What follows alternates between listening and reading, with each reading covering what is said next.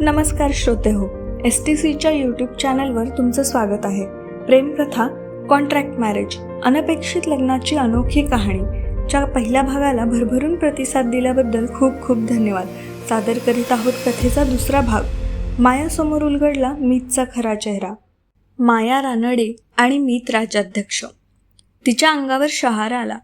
काही वेळापूर्वी ब्रेकअपच्या दुःखामध्ये बुडालेली माया आता ऑफिशियली मीतची पत्नी झाली होती. चल निघूयात, मीत पार्किंगच्या दिशेने चालत जात म्हणाला. कोठे जायचे? त्याच्या मागोमाग जात मायाने विचारले. माझ्या आजोबांना भेटायला, मीतने उत्तर दिले. जास्ती बोलणे त्याला आवडत नसे. तो अतिशय मितभाषी होता. पण अनोळखी व्यक्तीसोबत त्याचे नुकतेच लग्न झाले असल्याने त्याला माहिती होते की मायाला भरपूर प्रश्न पडले असतील. अधिक काही न बोलता ती जेव्हा प्रश्न विचारेल तेव्हाच उत्तर द्यायचं असं त्याने ठरवलं. का? तिने पुढचा प्रश्न विचारला. आपलं नुकतंच लग्न झालंय आणि मला तुझी माझ्या आजोबांशी ओळख करून द्यायची आहे, मीत हळुवारपणे म्हणाला. ओ, मायाने उत्तर दिले. दोघे पार्किंग लॉटमध्ये आले. मीत मर्सिडीजच्या गाडीच्या एका नवीन मॉडेलसमोर थांबला. मायाला कारबद्दल फारशी माहिती नव्हती, पण या कंपनीची कार खूप महाग असते असं तिने ऐकलं होतं. ती कार इम्पोर्टेड वाटत होती. अशी कार तिने शहरामध्ये आधी कधीच पाहिली नव्हती. चल आतमध्ये बस, ड्रायव्हिंग सीटचा दरवाजा उघडत मीत म्हणाला. आपलं ज्याच्यासोबत लग्न झालं आहे तो व्यक्ती श्रीमंत आणि प्रभावशाली आहे याची मायाला खात्री झाली. खरं तर या गोष्टीचा तिला आनंद व्हायला पाहिजे होता की अपघाताने का होईना तिचे लग्न एका श्रीमंत व्यक्तीसोबत झाले आहे. पण राजमुळे झालेल्या स्वप्नांच्या चुराड्यामुळे तिला काही आनंद होत नव्हता. माया कारमध्ये बसली. मीतने कार स्टार्ट केली आणि तो ड्राईव्ह करू लागला. तसे तर त्याला शांतपणे गाडी चालवायची सवय होती, पण मीतला तिला काही गोष्टी सांगायच्या होत्या. माझं नाव मीत राज्याध्यक्ष, कदाचित तू आधी ऐकलं असेल, मीतने बोलायला सुरुवात केली. माझे आजोबा आजारी आहेत आणि सध्या हॉस्पिटलमध्ये आहेत. त्यांनी मला लग्नासाठी आग्रह धरला होता. मी एका वेडिंग एजन्सीच्या मुलीशी लग्न करणार होतो, पण ती आली नाही, म्हणून मी तुझ्याशी लग्न केले. माया शांतपणे ऐकत होती. मी माझ्या आजोबांना सांगितले आहे की आम्ही 1 वर्षापासून डेटिंग करत आहोत आणि म्हणूनच आम्ही लग्न करणार आहोत. ठीक आहे, मायाने उत्तर दिले. बाय द वे, तू काय करतेस? मीतने तिला विचारलं. मी सेलिनी रेस्टॉरंटमध्ये असिस्टंट शेफ आहे, मायाने उत्तर दिलं. मीत तेथे अनेकदा जेवला असल्याने त्याला ते रेस्टॉरंट माहिती होते. त्याला वाटले की मायाने त्याला तिथे पाहिले असेल. तो श्रीमंत आहे हे तिला कळले असल्याने तिने मुद्दाम कोर्टात त्याच्याकडे जाऊन त्याच्यासोबत लग्न करण्याचा प्लॅन केला असेल असा विचार त्याच्या मनामध्ये डोकावून गेला. मायासोबत केलेलं लग्न हे कॉन्ट्रॅक्ट मॅरेज असल्याने 1 वर्षानंतर घटस्फोट द्यायचा आणि या सगळ्यातून बाहेर पडायचं असा विचार मीतने केला होता. 1 वर्षानंतर त्याचे आजोबा जिवंत असले तरीही त्यांनी घटस्फोट घेण्याचा निर्णय का घेतला हे त्यांना पटवणे सोपे होईल असं त्याला वाटत होतं. ठीक आहे, पण तू माझ्या आजोबांना सांगशील की तू सध्या PhDचे शिक्षण घेत आहेस, मीत म्हणाला. त्याला या गोष्टीबद्दल होकार दर्शवण्याआधी आपल्या मनात असलेल्या बाकी शंका दूर करत मायाने त्याला विचारले. तुम्ही काय करता? मीतला आश्चर्य वाटले की ती खरोखरच इतकी ट्रुथफुल आहे की ती त्याला ओळखत नसल्याचे नाटक करत आहे. तू मला ओळखत नाहीस? मीतने आश्चर्याने तिला विचारले. तुम्ही सेलिब्रिटी आहात का? माया थोडीशी गोंधळून गेली.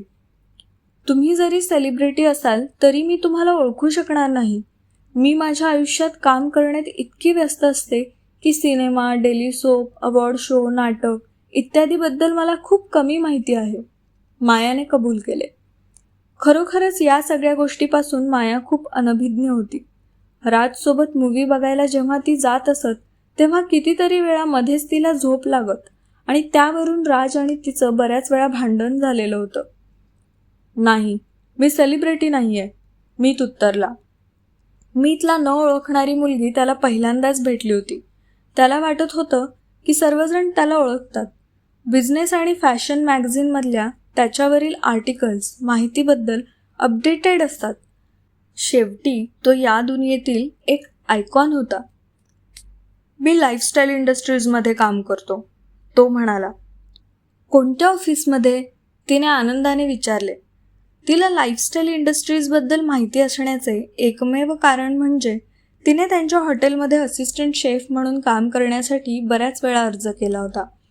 तिचं तिथे सिलेक्शन कधी झालं नव्हतं, पण तिने सेलिनी रेस्टॉरंटमध्ये काम करत असताना दरवर्षी तिथे अर्ज केला होता. सगळ्या ऑफिसमध्ये? मीत म्हणाला. मीतच्या या वाक्यावर तिला जोरात हसू आले. तो काहीतरी गफलत करत आहे आणि त्याला आपला प्रश्न समजला नाहीये असं तिला वाटलं. तुला माझा प्रश्न समजला नाहीये का? सगळ्या ऑफिसमध्ये काम करतोस म्हणजे तुला काय म्हणायचं आहे? हसत हसतच तिने परत त्याला विचारले. मी लाईफस्टाईल इंडस्ट्रीजच्या अध्यक्षांचा नातू आहे, मीतने स्तब्धपणे उत्तर दिले. काय? माया जोरात ओरडली. डोळे विस्फारून ती त्याच्याकडे बघू लागली. तो काहीतरी प्रँक करायच्या मूडमध्ये तरी नाहीये ना याची खात्री ती करून घेऊ लागली. मी लाईफस्टाईल इंडस्ट्रीजचा वारसदार आहे, तो पुन्हा म्हणाला. कधी नव्हे ते मीत आज अतिशय शांतपणे एखाद्याच्या इतक्या स्टुपिड प्रश्नांना उत्तर देत होता. तिच्या सर्व प्रश्नांना त्याने न रागवता उत्तरे दिली. काय? माया पुन्हा ओरडली. अपघाताने कायदेशीररित्या तिचं एका अब्जाधीश व्यक्तीसोबत लग्न झाले होते. आतापर्यंत असलेला तिचा कॅज्युअल चेहरा मीतच्या त्या वाक्याने गंभीर झाला होता. ती या धक्क्यात होती इतक्यात त्यांची कार हॉस्पिटलच्या पार्किंगमध्ये शिरली. तुझ्या आजोबांना भेटण्यापूर्वी मला आणखी काही माहिती असायला हवी आहे का? मायाने विचारले. लिव्हर कॅन्सरमुळे ते नेहमी झोपून असतात, त्यामुळे ते खूप कमी बोलू शकतात.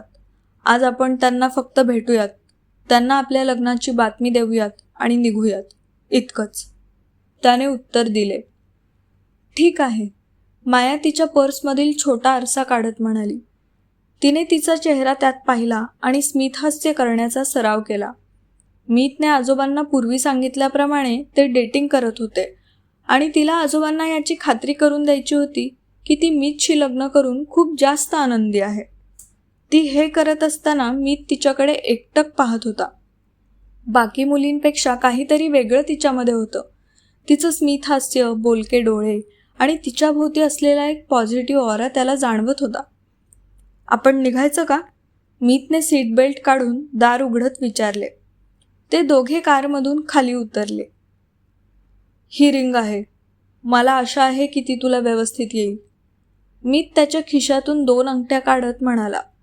दोन्ही अंगठ्या कपलसाठी बनवून घेतल्यासारखं वाटत होत्या. अंगठीमध्ये सोन्याच्या बँडमध्ये हिऱ्याचे खडे होते. मायाने अंगठी घेतली आणि आपल्या बोटामध्ये घातली. तिला हिऱ्याची अंगठी घालायला मिळाली आहे यावर तिचा विश्वासच बसत नव्हता. गेल्या वर्षी राजने तिला gold plated stainless steel band दिला होता, तेव्हा ती खूप खुश झाली होती. मीतने तिला दिलेली अंगठी तिच्या बोटामध्ये अगदी व्यवस्थित बसली. जणू काही तिच्या बोटाचं माप घेऊन ती बनवली आहे. जास्ती दूर थांबू नकोस, शेजारीच थांब, मीत म्हणाला. मीत बाहेरून इतका कडक वाटत असला तरी आतून भावनिक असल्याचं मायाला जाणवलं होतं. आजोबांच्या प्रकृतीच्या काळजीचा स्वर तिला दिसला होता. तो लहान असताना त्याचे आई वडील एका कार अपघातात गेले.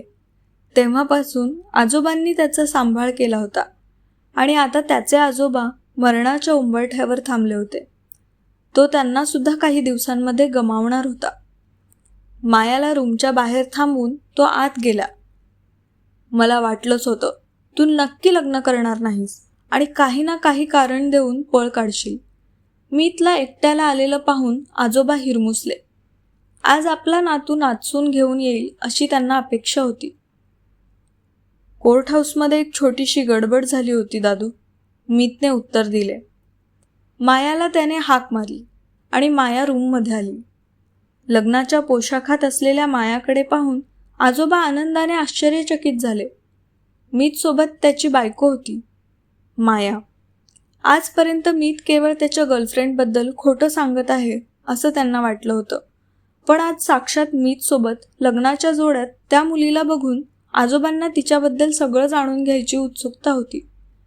ती त्यांच्या नातवासाठी चांगली पार्टनर होईल का, असा प्रश्न आजोबांना पडला. शेवटी मरण्याआधी आपल्या नातवाला चांगल्या व्यक्तीच्या हातात द्यावे अशी त्यांची इच्छा होती. ही माया आहे, माझी बायको. आज आम्ही लग्न केलं. मीत मायाचा हात घेऊन तिला पुढे करत म्हणाला. मायाने पुढे येऊन आजोबांकडे पाहिले. तिने शेवटच्या टप्प्यामध्ये कॅन्सरग्रस्त असलेल्या आजारी माणसाची जशी कल्पना केली होती त्यापेक्षा आजोबा निरोगी आणि फ्रेश वाटत होते. नमस्कार आजोबा. माया आजोबांना वाकून नमस्कार करत म्हणाली. आयुष्यात स्वतःच्या कर्तृत्वावर अब्जाधीश झालेल्या एखाद्या व्यक्तीला इतक्या जवळून पाहायला आणि बोलायला मिळेल असं तिला स्वप्नात देखील वाटलं नव्हतं. आशीर्वाद बेटा, आजोबा हसत म्हणाले. तिच्याबद्दल फारसं माहिती नसलं तरी पहिल्या भेटीमध्येच माया आजोबांना आवडली. मला तू दादू म्हणू शकतेस, आजोबा जोरात हसत म्हणाले. ओ, मी? मायाने जरा घाबरतच विचारले. त्या सगळ्या संवादामध्ये ती अवघडून जात असल्याचं आजोबांना जाणवलं. मीतने तुला आज सकाळीच सांगितले की तो लाईफस्टाईल इंडस्ट्रीजचा मालक आहे? आजोबांनी मायाला आश्चर्याने विचारले. काय बोलावं ते न कळत माया स्तब्ध झाली. आजोबांच्या या वाक्यावर मीतने डोळे मोठे करत आजोबांकडे पाहिले. मी तुझ्या लाडक्या पत्नीला विचारत आहे की तिला इतके अस्वस्थ का वाटते, आजोबा म्हणाले. मी अस्वस्थ नाही आहे, माया लगेच बोलली. आपल्यामुळे मीत पकडला जाऊ नये असे तिला वाटत होते, पण ती काही व्यावसायिक अभिनेत्री किंवा लबाड व्यक्ती नव्हती जी अशा प्रसंगामध्ये सुद्धा सगळं खरं लपवून हॅपीली मॅरिड मुलीची ॲक्टिंग करू शकेल. रिलॅक्स, मीत तिच्या कानात कुजबुजला. बस, आजोबांनी त्यांच्या बाजूच्या बेडसाईड खुर्चीकडे बोट दाखवत मायाला बसण्याचा इशारा केला. मायाने स्वतःकडे बोट दाखवत ते तिलाच बसायला सांगत आहेत का असं विचारलं.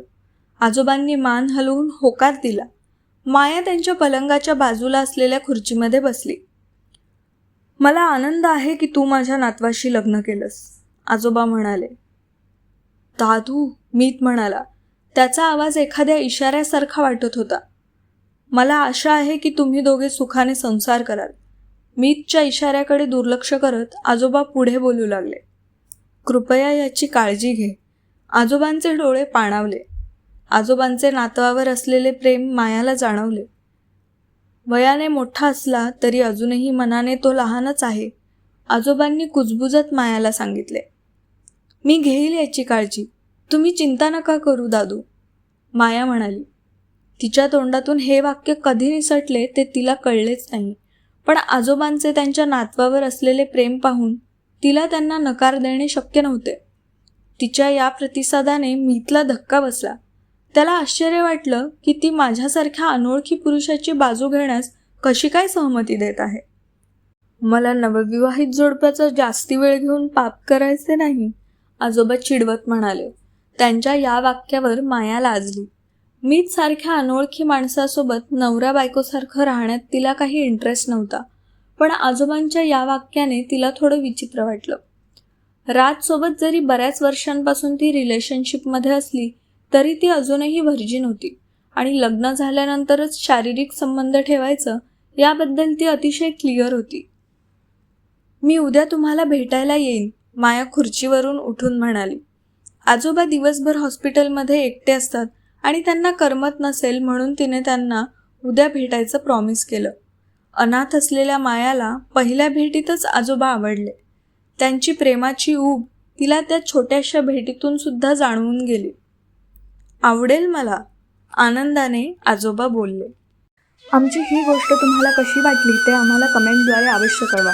गोष्ट आवडली असेल तर लाईक आणि शेअर जरूर करा आणि पुढील भाग ऐकण्यासाठी आमचे चॅनल स्टोरी टेलर्स कंपनीला नक्की सबस्क्राईब करा आणि बेल आयकॉन प्रेस करा.